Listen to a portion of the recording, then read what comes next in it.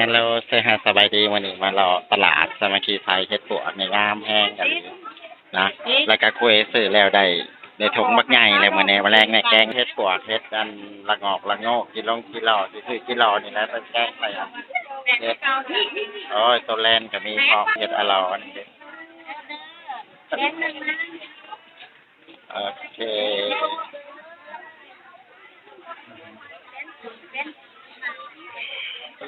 ฮู้ว่าสิเอาหยังอีกนะซื้ออยู่นี่ซื้อเลยเด้นี่เด้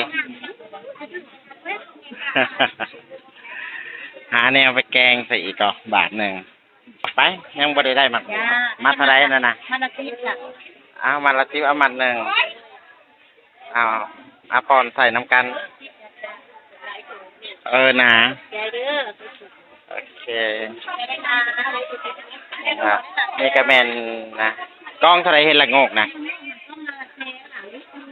อืมอันนี้เด้เอามาเลย2หมัดเนี่ย50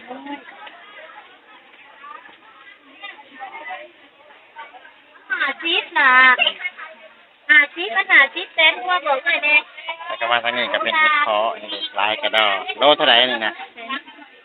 โล100,000หลายแท้หลายว่านี่เด้นี่ซื้อน้ำลาวนี่แล้วเมื่อกี้นี่นะซื้อเลยเด้นี่เมื่อกี้นี่เนี่ยเฮ็ดปวกที่จะแกงมื้อแรงนะอันนี้ก็คือซื้อมาแล้วเนาะ2โลแล้วก็เครื่องปรุงอันนี้นะเครื่องปรุงที่จะใส่ก็คือมีอันผักอีตูผักติ้วแล้วก็สิใส่หมักบวบน้อยหนึงเดี๋ยวนี้นะ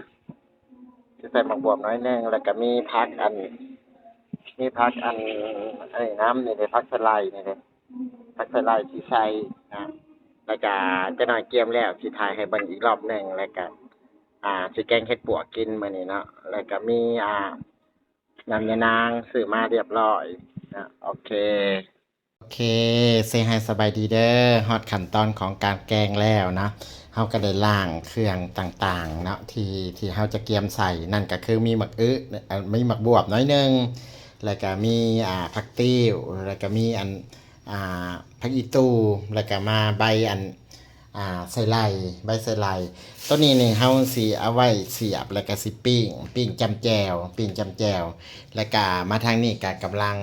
ลังสิพดเนาะกำลังสิพดเพราะว่าเฮาสิให้เฮ็ดมันยุบลงเมิดก่อนแล้วเฮาก็จังสิจะเอาเครื่องปรุงต่างๆลงเนาะเพราะว่าปัจจุบันนี้มันก็จะมีอยู่น้ำยานางนี่เด้น้ำยานางแล้วน้ำยานางเขียวๆน้ำยานางเขียวๆแล้วก็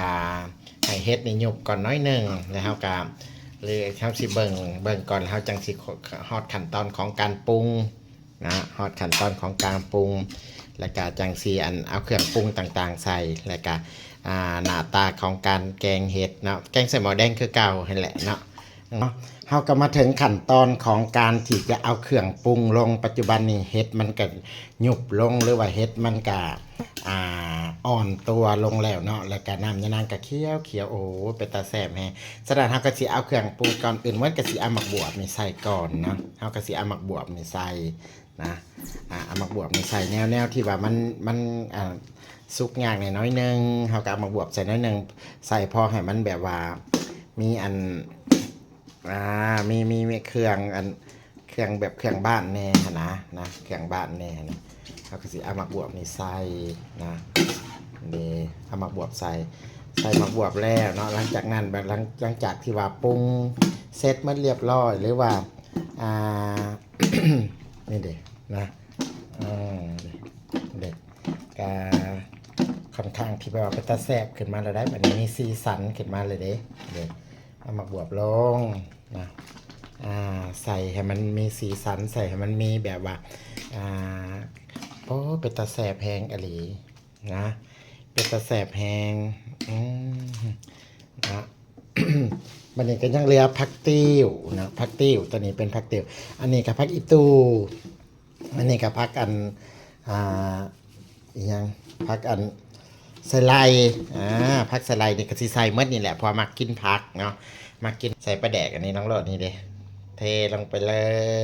ยปลาแดกใส่ปลาแดกนะ ก็โอเคให้มันห่อนน้อยหนึงแล้วก็สิเอาอ่าเครื่องปรุงอีกสักนิดหนึ่งลงนี่เด้นะโอเคฮอดเวลานาทีที่เฮาต้องเอาพักลงแล้วเฮารู้สึกว่าเฮ็ดนี่มันก็สุกแล้วหัวแล้วก็มักบวบมันก็สุกแล้วเนาะแล้วก็เฮาก็ซีมรสชาติที่แบบว่ามันพอดีกับเฮากินเนาะเพราะว่าเฮากินบ่ค่อยเค็มปานใดแล้วก็เฮาซีมมาถือว่าใส่ปลาแดกแป้งนัวเกลือเสร็จเรียบร้อยแล้วเฮาก็ขั้นตอนของการที่จะเอาผักลงก็คือตอนสุดท้ายเฮาสิเอาผักอีตูลงก่อนนี่เนาะผักอีตูลงแล้วก็เฮาก็จะเอาผักติ้วลงเนาะเฮาเอาผักติ้วลงนะเฮาเอาผักติ้วลงบัดนี้เฮาก็คนให้มันผักมันหยุบลงเพราะว่าเฮาสิใส่บ่ดนเด้หลังจากนั้นเฮาก็จะเอาผักใส่ไหลลงเนาะ เขาจะเอาผักใส่ไหลลงแบบนี้ฮะนี่ครบแล้วเนาะผักอีกอย่างกะลงมาแล้วโอ้ยหน้าตาเป็นตาแซ่บแท้สีเขียวอมลำเลยแบบนี้โหป้าเมื่อนี้กินมัดมีนะซัมสิกินนั่งกินได้แบบนี้หันได้นั่งกินแบบแซ่บๆแล้วเนาะข้าวแรงใครสิมากินน้ำคู่เอกับมาเด้ออยู่ for you นี่นะแกงเห็ดปวกมันนี่แกงเห็ดปวกอร่วยอยู่ผักปัญญังนี่ตอนเห็ดปวกตอนแท้ตอนว่าแล้วเฮากะสิพอเนาะเพราะว่าเฮาบ่อยากใส่เลยอันนี่ถ้าต้มผักจนมันหมดความเขียวแหละที่ว่า